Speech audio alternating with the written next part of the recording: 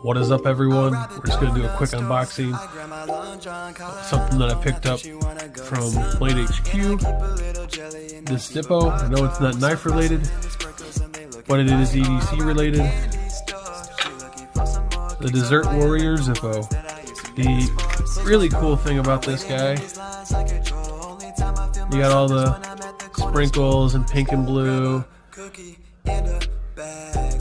But the really cool thing about it is it's glow in the dark.